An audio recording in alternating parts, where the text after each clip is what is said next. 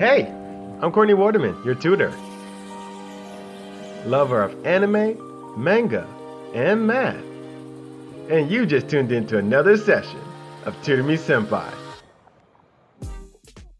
Welcome back, everyone. Today we're jumping into a 5th grade topic, converting mixed repeating decimals into fractions. Now, if you're new to my channel, I'll be putting time codes in for this video in the description box below, so be sure to check that out and skip to whatever part of the video you think is most interesting. If you saw my last video, you would know that this is actually going to be a part 2. So last week I gave you part 1 on how to convert simple repeating decimals into fractions. Today I'm going to show you how to do mixed repeating decimals into fractions. If you hadn't seen my first video, I'm putting it up here so you can get a more full picture on how to do both sets. We have loads to go over today, including going back to method 1 to show how we can use that for mixed repeating decimals this time, going over our new method 2 and our new shortcut 2. So be sure to hit that like button, smash the subscribe button, and let's get started. So we're going to be going back to our first method. However, instead of looking at our simple or pure repeating decimals, we're going to be looking at our mixed repeating decimals. So let's say we have something like this,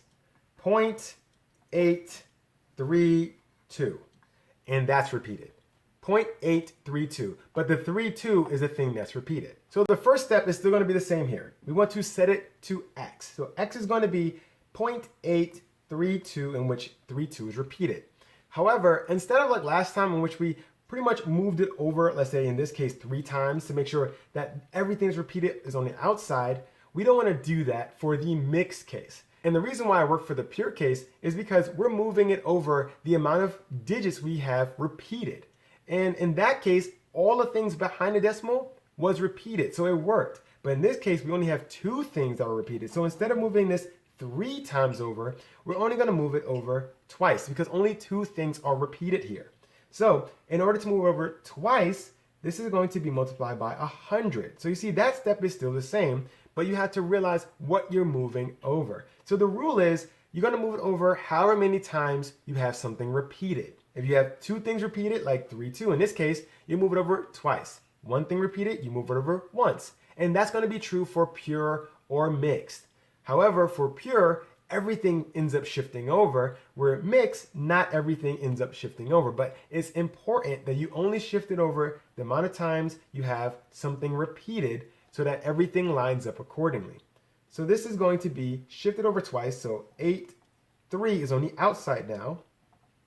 And this is going to be 2. And remember, 3, 2 is repeated, right? So this is going to be 3, 2, something like this, because we're shifting it over. 2 ends up here. And then 3, 2 is going to keep repeating. So this is what you have, 3, 2. And this is just 8, 3, 2, 3, 2 repeated. So we want to continue doing the same thing. We're going to do 100x minus x. So 100x minus x gives us our 99x. And we're subtracting whatever 100x was. So that in this case, 8, 3, 2, 3, 2 repeated minus our 0.832 repeated. So we have 83.232 and 32 is repeated here. And we have 0.832 repeated. And we're going to subtract them. Now, we know that's still going to cancel out. But here we have something else going on. So we're going to have to borrow some. So that 2 becomes a 12. That 3 becomes a 2. And then we're going to do our subtraction like normal. I'm going to shift this down. And it's going to be 99x 12 minus 8. So it gives us a 4 after the decimal, and we're going to bring down that 82. So 99x equals 82.4. So x is going to be 82.4 over 99. Now this is not a pure fraction, right? You have a decimal and a fraction mixed in this abomination. So we want to make this into a pure fraction. In order to do that, we have to multiply top and bottom by 10. So when we do that, we get 8 to 4, right? We shifted over 1 spot because of that 10, over 990. You see, that's going to be our new x. And we didn't change anything because we're multiplying top and bottom by 10. So x is still going to be this. This is going to be our answer. 824 over 990. Now I'm going to write this up top because I don't want to lose this answer. So make sure you keep track because I'm going to use the same exact example to show you how method 2 works just as well as method 1. But this is going to be our answer for converting this mixed repeating decimal, 0.832, into a fraction. We have 824 over 990. So let's look at method 2. So method 2 is going to be a little interesting here. Now I'm trying to give you two methods because I want you to have choices. In case method 1 doesn't stick with you, you have an option of doing something else. So method 2 is going to be my option for you, but it is a little interesting. Now, you have to, one, realize what the repeating decimal means. So this here is going to be 0.8323232, and you see that 32 is repeating, hence why that bar is over the 32 and not the 8. So as the first thing you have to know, what does this actually look like? Now we're going to be utilizing our first shortcut. Knowing that shortcut is pretty important for this method because we're going to be breaking up this decimal into our not repeating part and our repeating part, and we're converting them separately. So now that we have that, we have to identify what is the repeating decimal here. Because the repeating decimal, although the 3 and the 2 have the bar over it, it doesn't just start from the hundredths decimal place, right? It has a little bit more than just 32 with a blank there. So what is really repeating? Well, if I was to write this from right to left, I would do this. 2, 3, 2, 3, 2, 3. And I'm just trying to continue this pattern here, right? So what would naturally have to be next? What is the next part of this pattern here? Well, it would have to be another 2, right? If I was to stay true to the pattern that we were doing from right to left, this is going to end up with a 2 here instead of that 8. We're going to separate this into our repeating part and our not repeating part. And you realize when we do that, we get something like this. So when we subtract this, this is our repeating part, and this is our not repeating part. And we subtract this, and what's left over? We have a 0.6, right?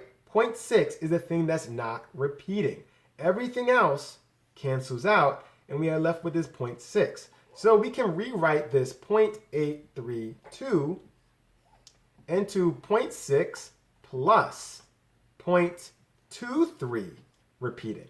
We see it's really 0.23 that's repeating. So this 0.832, it looks like it's just the 32 repeating here because of that 8, but you can really break this down into 0.6, the not repeating part, plus the 0.23, which is repeating, and you'll get the same thing. So now that we've broken this up into our two different decimals, let's convert them. 0.6 is simply going to be 6 over 10. And you know what our shortcut says about this 0.23? We have two things repeated, right? Two things, 2 and a 3. So we're going to have a 99 here. And then we're going to simply throw this 2, 3 up top. So now we have two fractions. And we just have to combine them. Once we combine them, our work is done. However, in order to combine these, you need like terms. And you can see that this is not going to give us anything like termy because 10 is not going to go into 99. So let's multiply both sides by the respective denominators and we'll see what we get. So 99 over here, top and bottom, 10 over here, top and bottom. And when we do that, we get what? So 6 times 99 is going to give us 594. And 10 times 99 is going to give us 990 plus 23 times 10, 230 over 990. So now you just simply add across the tops. We have like denominators, so we simply add across the tops. Now I'm going to write it up here because I want you to see if we get the same answer. And you can probably already see what's going to happen here, right? So 0 plus 4 gives us a 4, right? 9 plus this 3 here gives us a 12, but we carry over the 1, right? 5 plus 1 plus 2, that's going to give us an 8. And then we know we are over 990. So if I was to box this, does that match the answer we got from method 1? 824 over 990. 824 over 990. Method 2 gives us the same exact answer as method 1. So the premise of method 2 is really to identify what your pattern is. And you realize that you have to separate it into its non-repeating part and its repeating part. Once you have them separated, convert them into their own fractions and then combine them. This is going to be a lot easier, and you already have your shortcut for converting this into its fraction. So once you convert them both into their respective fractions, all you gotta do is simply combine them into one fraction. And this is gonna be the case whether or not you have a whole number on top. So if you have a 3 or a 4 or a 5, any whole number before your decimal, you're going to simply break that apart and you're probably gonna get an improper fraction.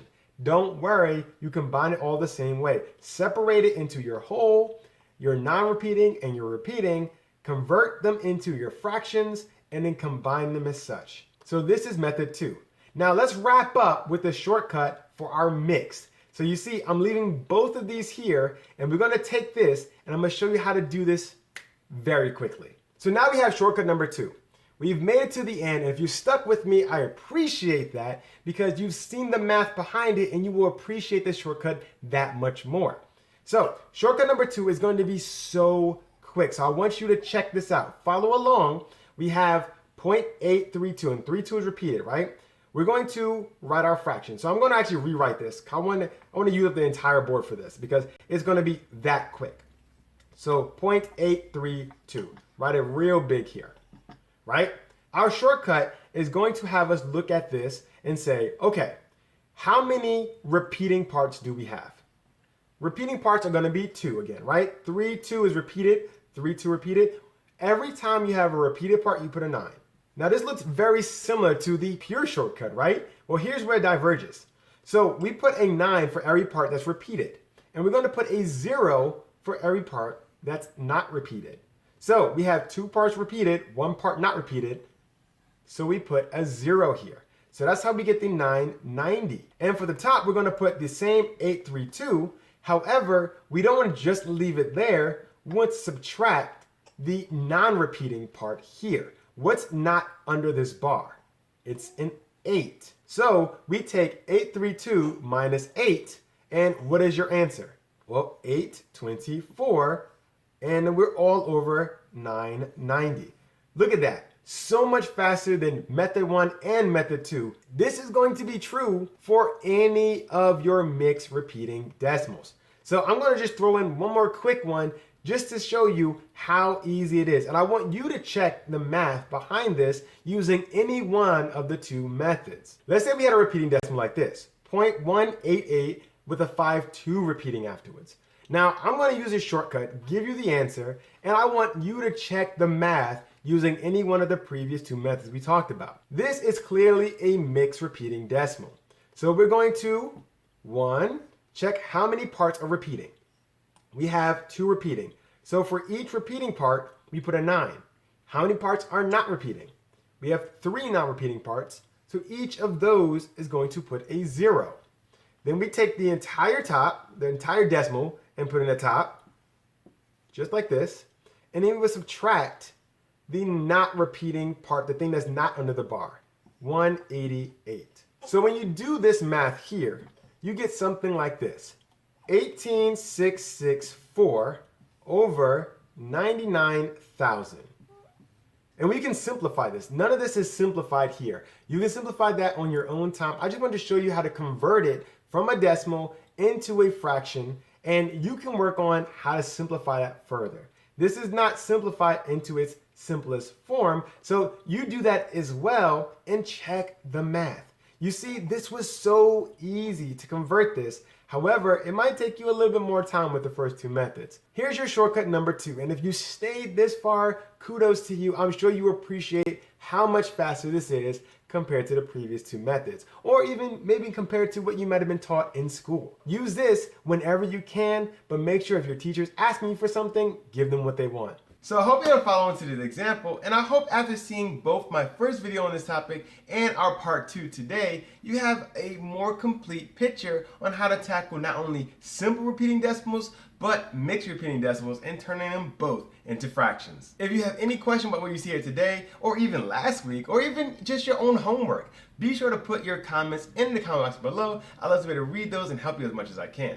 However, if the comment box below is a little bit too small for you, be sure to visit me on my Facebook page at Sempai and tell me all about it there. If you haven't done so already, remember to leave a like. It really helps YouTube know that this video gave you some value and could potentially do that same thing for somebody else. While you're at it, be sure to hit the notification bell, smash the subscribe button, and share this video with a friend. Well, that's all the time I have for today. I really hope it's helped with your homework, and I'm looking forward to seeing you again next week. I'm Courtney, and this is another session of Tutor Sempai.